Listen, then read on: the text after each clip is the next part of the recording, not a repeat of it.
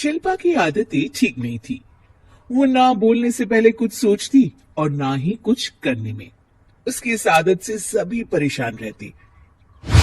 बहन, घर पर मेहमान आए हैं और शक्कर खत्म है, थोड़ी शक्कर दे दो, मैं बाजार जाऊंगी तो ले आऊंगी। अरे शिखा बहन, तुम तो माफी करें, जब देखो तुम्हारे घर में कुछ ना कुछ खत्म ही रहता है। अरे शिल्पा, चिल्ला क्यों रही हो? कहा ना घर में मेहमान बैठे हैं, सुन लेंगे। सुन लेंगे तो सुन ले, तुम लोगों की मांगने वाली आदत तो बंद होगी। अच्छा अच्छा शिल्पा, ना दो शक्कर, लेकिन बात तो अच्छे से करो। एक कटोरी शक्कर के लिए तुमने मेरी बड़ी बेइज्जती कर दी। शिल्पा बड़बड़ाते अंदर चली जाती है तो शिखा भी घर चली जाती है। माँ, क्या हुआ? अरे कुछ नहीं बेटा, पता नहीं कहां कहां से ऐसे पड़ोसी आ जाते हैं, जब देखो तब कुछ न कुछ मांगने के लिए घंटी बजाते हैं। अब घंटी बजे तो दरवाजा ना खोलना। पता नहीं माँ की ये आदत कैसे बदलेगी, किसी को कुछ भी बोल देती है, बोलने से पहले सोचती भी नहीं। शिल्पा की ये आदत दिन ब दिन बढ़ती ही जा रही थी।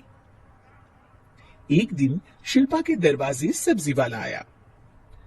सुनो भैया, मुझे ये भिंडी, टिंडे, लौकी और आलू के साथ 1 किलो प्याज दे दो। जी बहन जी। वो एक एक कर सारा सामान पैक कर देता है। कितने पैसे दूं? 220 रुपए पूरे। अरे इतना महंगा नहीं, हाँ मैं तो सिर्फ 150 दूंगी। नहीं नहीं, पैसे तो पूरे लूंगा, नहीं तो सब्जी वापस कर दो। ऐसे कैसे वापस कर दूंगी? मैं तो एक भी सब्जी वापस नहीं करूंगी। और हाँ, रही बात पैसों की, तो लेना है तो 150 ले लो, वरना मेरे मोहल्ले में घुसने तक नहीं दूंगी। हाँ। अरे नहीं नहीं बहन, हम लोग गरीब लोग हैं, ऐसा ना करो। पकड़ो ये 150 और दफा हो जाओ। शिल्पा की बेटी अंदर से ये सब देख रही थी। शिल्पा, तूने तो हद कर दी, बेचारा गरीब आदमी, उसका तो गुजारा ही इसी से होता है, बोलने से पहले सोचा कर बेटा। माँ आप चुप रहो, घर चलाना बच्चों का खेल नहीं, और वैसे भी इतनी महंगी सब्जी थोड़ी ना होती है। आपको तो सिर्फ खाने से मतलब है, लेकिन मुझे तो सब सोचना पड़ता है ना। शिल्पा की सास ये बात सुनकर दुखी हो जाती है। शिल्पा की बेटी शिल्पा की ये सारी बातें सुन रही होती है।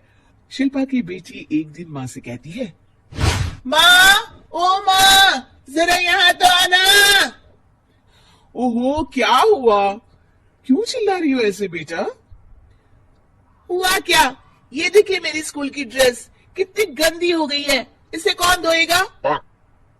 लेकिन ये तो साफ है बेटा, मैंने अपने हाथ से खुद साफ किया है। माँ, ये ड्रेस इतनी गंदी है कि मैं इसे पहन ही नहीं सकती, चलो मुझे बाजार से नई दिलाओ।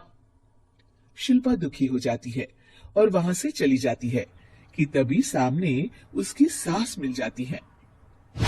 शिल्पा, अरे ओ शिल्पा, ये क्या सब्जी बनाई है? ऐसे भी कोई सब्जी बनाता है? शिल्पा सास की इस हरकत से सख्ते में आ जाती है। अरे माँ को तो मैं जो बना दूं उन्हें वो पसंद आ जाता था, फिर आज वो ऐसा व्यवहार क्यों कर रही हैं? शिल्पा कुछ समझ पाती कि थोड़ी ही देर में उसका पति आ जाता है। अरे शिल्पा, ये क्या है?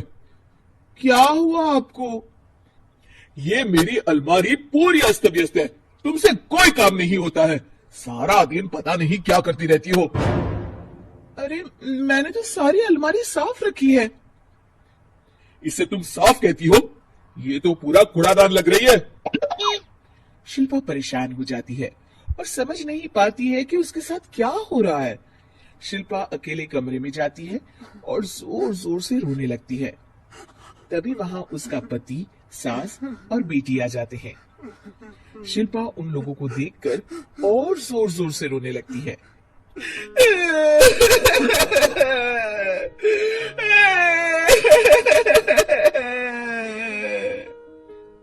कि तभी उसकी सास उससे कहती है, क्या हुआ? यहाँ बैठकर रोती रहोगी या फिर खाने को भी कुछ बनाओगी?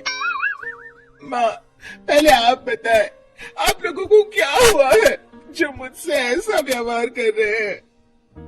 वही हुआ है जो तुम्हें रोज होता है।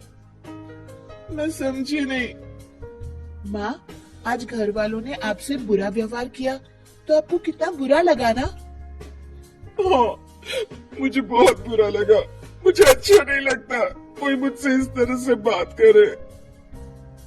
सही कहा शिल्पा, जो चीज तुम्हें खुद के लिए अच्छी नहीं लगती वो तुम्हें दूसरों के साथ भी तो नहीं करनी चाहिए। बेटा, हम तुम्हारे अपने हैं, फिर भी तुम्हें अपनों की बात का बुरा लगा। लेकिन सोचो, जिन बाहर के लोगों से तुम ऐसा व्यवहार करती हो उन्हें कैसा लगता होगा। हाँ माँ, आप सच कह रही हैं। मैं आप लोगों से माफी मांगती हूँ। मुझे कड़वा नहीं बोलना चाहिए। मैं समझ गई। मैं आपकी हूँ इसलिए आप लोगों ने मुझे सुधरने का वक्त दिया और मेरा साथ दिया। लेकिन जिन बाहर के लोगों से मैं बुरा व्यवहार करती आई, वो लोग मेरे कड़वे बोल से कितने दुखी होते होंगे।